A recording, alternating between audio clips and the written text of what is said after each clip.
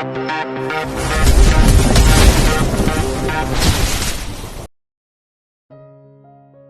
79.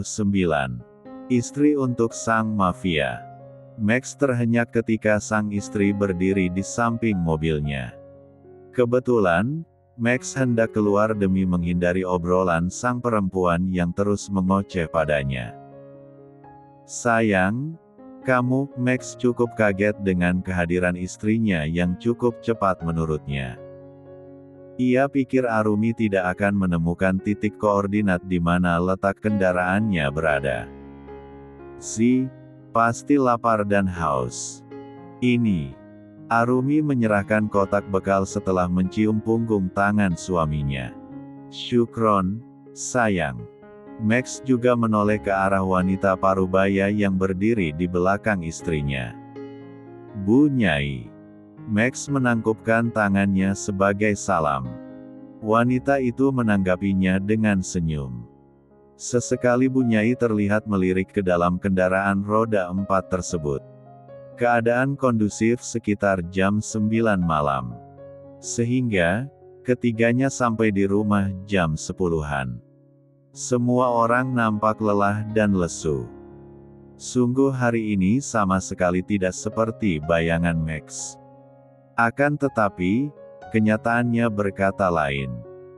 Ia harus rela terjebak di jalan karena insiden kecelakaan besar. Sehingga hal itu membuat sang istri menyusulnya. Satu hal yang membekas dan akan berefek panjang ke depan adalah kenyataan ketika sang istri melihat ada wanita lain di dalam mobil yang dibawa suaminya itu. Walaupun Arumi sekarang tahu siapa perempuan itu yang sebenarnya. Namun, logikanya sebagai wanita telah mempermainkan perasaannya sendiri. Sosok wanita muda dan cantik dengan postur tinggi langsing, senyum manis menggoda dengan wajah menarik. Bu Nyai mengatakan jika perempuan muda itu seumuran Arumi. Kenyataan itu membuat hati Arumi mendadak risau, gusar dan tidak nyaman seketika. "Kalian berdua pasti sangat lelah. Bawa saja mobilnya, Nak Alif. Besok pagi baru kembalikan ke sini. Kalian berdua jika memang memungkinkan untuk bicara maka ungkapkan semua malam ini. Dan membaiklah sebelum tidur. Suami istri, tidak boleh memendam perasaan janggal semalaman." Bu Nyai yang memahami kegusaran yang dirasakan oleh Arumi berusaha menasihati keduanya. "Iya, Bu Nyai. Insya Allah semua baik-baik saja," sahut Arumi, membuat Max justru terlihat kesusahan menelan air liurnya. Pria itu terlihat meringis dan menggaruk tengkuknya yang. Max, memang tidak perlu diperlakukan apapun oleh istrinya, cukup didiamkan seperti ini saja itu sudah cukup menyiksa batin serta fisik pria tampan berwajah kebulean ini. Niat cepat pulang, mau sayang-sayangan. Kenapa jadi begini? Aku tidak suka melihat sinar mata itu darinya, batin Max. Sesampainya di rumah. "Sayang, mau mandi dulu atau mau Arum buatkan minuman dulu? Atau mau makan lagi?" tanya Arumi, seraya membantu Max membuka kancing pada gamisnya. Namun, sedikit pun ia tak menatap ke arah suaminya itu. Ketika Arumi hendak berlalu untuk meletakkan kemeja kotor itu ke dalam keranjang, Max seketika menahan lengan istrinya itu. "Zaujatiku sayang, tolong jangan salah faham. Aku tadi sebaiknya bicara dalam keadaan tubuh bersih, perut kenyang dan kepala dingin, ucap Arumi memotong perkataan suaminya. "Jadi cepat katakan mau apa.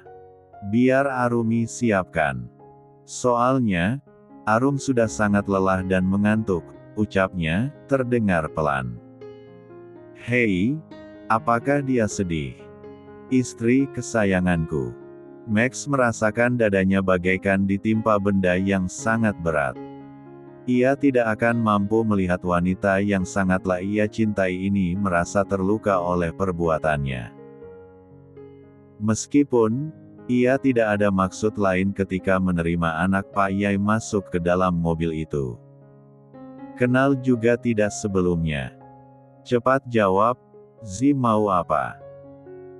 Arum mau cepat-cepat tidur dan melupakan kejadian tadi. Arumi benar-benar tidak bisa menyembunyikan kekecewaannya. Iya, aku mau mandi saja. Sayang tidak akan perlu repot menyiapkan air hangat. Cukup tetap menunggu dan jangan tidur lebih dulu. Oke. Pinta, Max. Ia mengerti, bagaimanapun, istrinya itu adalah wanita. Sedewasa apapun jika masalah hati dan kesalahpahaman seperti ini tentu saja akan membuat wanita manapun menjadi melo. Arumi menarik napas dalam lalu mengembuskannya perlahan. Ia harus menyikapi hal ini secara dewasa. Ini baru permulaan warna-warni kisah dalam rumah tangganya. Jika baru hal sekecil ini saja sudah mampu mengacaukan suasana hatinya, bagaimana nanti ke depan? Karena masalah pasti akan semakin banyak demi menguji kesetiaan dan perasaan keduanya. Bismillah. Aku harus tenang. Dengarkan penjelasan dari Zi dahulu. Tetap tatap matanya dan pasang senyum. Hufha. Arumi menghela napasnya. Ternyata susah sekali memasang ekspresi yang bertolak belakang dengan apa yang tengah dirasakan oleh hati. Bab 80. Arumi merapikan kasur kemudian beralih ke lemari. Menyiapkan pakaian ganti untuk sang suami. Kemudian keluar kamar lagi untuk membuat teh hangat. Tak lama ia kembali membawa minuman yang mengepulkan asap itu di atas nampan. Sementara itu Max sudah rapi berpakaian. Diminum dulu teh hangatnya. Arum juga mau bersih-bersih dan ganti baju, ucapnya yang disambut senyum hangat meluluhkan dari wajah tampan yang telah segar itu. Arum buru-buru mengalihkan pandangannya sebelum ia terjebak dengan pesona itu dan melupakan masalah mereka. Pokoknya, malam ini mereka harus membicarakan semuanya. Sebaiknya kamu jangan mandi. Ini sudah malam. Max mengingatkan istrinya itu untuk tidak perlu mandi. Karena, biasanya Arumi akan selalu mandi ketika akan menemaninya tidur. Istrinya itu mengerti untuk menjaga kebersihan serta kerapihan dirinya di depan suami. Di luar rumah Arumi tidak akan bersolek. Tapi tidak ketika bersamanya.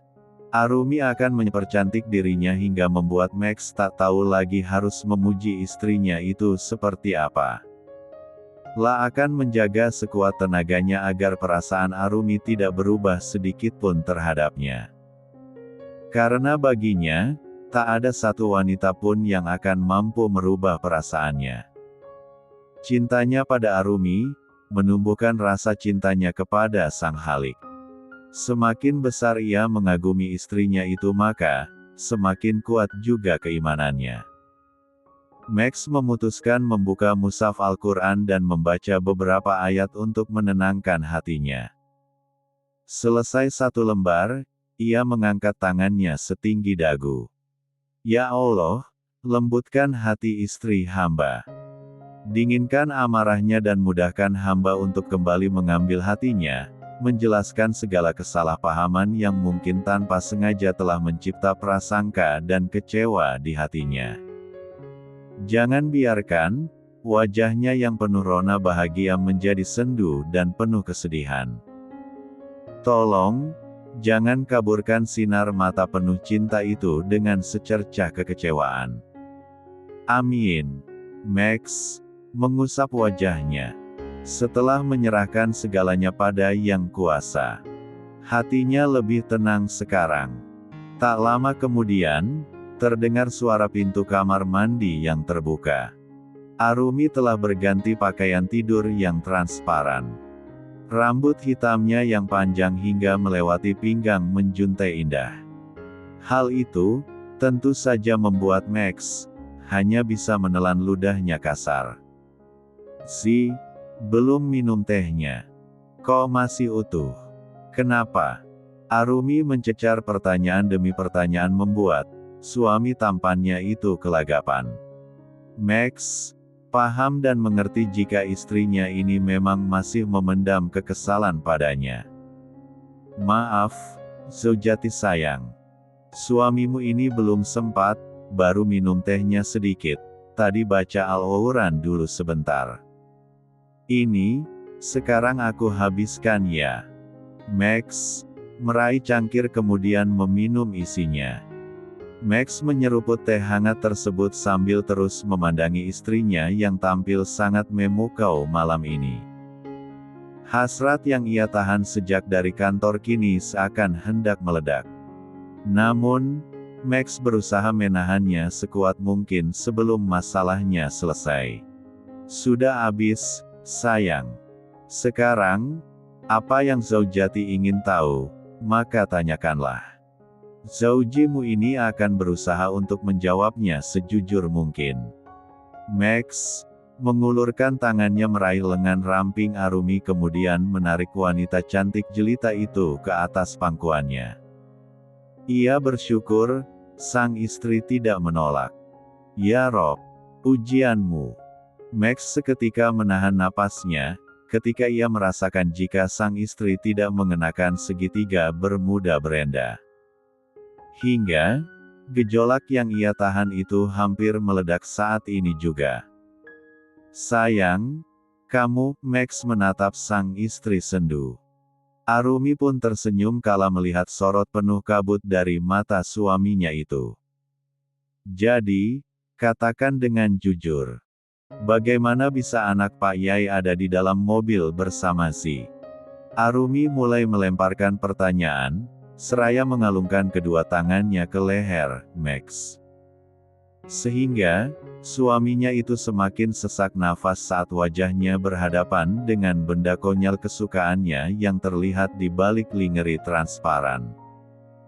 Apalagi, wangi tubuh dari istrinya itu membuat isi otaknya tak mampu lagi memikirkan hal yang lain. Namun, Max mencoba untuk bisa menguasai kesadarannya. Sayang, aku sama sekali tidak mengenal perempuan itu sebelumnya. Dia mengetuk jendela mobil karena ketakutan. Mobilnya menjadinya salah satu korban tabrakan beruntun. Dia mengaku syok dan butuh air. Bagaimana dia bisa di dalam? Itu karena dia memaksa dan aku tidak tega membiarkannya di luar. Maaf, jika keputusanku telah menghadirkan kecewa di hatimu. Max menyentuh pipi istrinya yang dingin. Oke, Arum terima alasannya, sahut Arumi lemah lembut seraya menyibak rambutnya yang sangatlah wangi itu. Hingga, Max mulai mabuk dan mengikuti keinginan dari nalurinya. Namun, Max tetap berusaha menjelaskan hingga tak ada yang ia tutupi sedikitpun mengenai kejadian tadi. Arumi beberapa kali mengangguk tanda mengerti dan puas dengan penjelasan dari suaminya. Kalau begitu, masalah kita selesai ya. Arumi mau bobo dulu, ngantuk. Enak aja. Max menahan P1 gang ramping istrinya yang hendak bangun dari atas P4 hanya. Memangnya, Zi butuh Arum malam ini? Tanya Arumi, seraya membuka 4 tas lingerinya. Hingga, nampaklah keindahan yang halal untuk sang suami. Butuh sekali, sayang. Sejak di jalan aku terus memikirkanmu. Merindukan senyummu dan tawa manja itu. Demi Allah aku tidak butuh wanita lain mau secantik apapun dia. Hanya Arumi, wanitaku di dunia dan di surga, ucap Max dengan tatapan mata hangat dan senyum menawan hati. Arumi mengangguk, dengan seulas senyum yang ia sembunyikan. Arum percaya. Arum juga sudah tak marah lagi, kok. Jadi, Zi boleh menikmatiku malam ini, tapi jangan sampai pagi ya. Max tertawa sumringah, ketika mendapat izin dari istri cantiknya itu. Aku tidak akan asal janji, sayang. Soalnya suka hilaf. Mereka berdua pun menghabiskan malam dengan perjalanan dinas di balik bantal.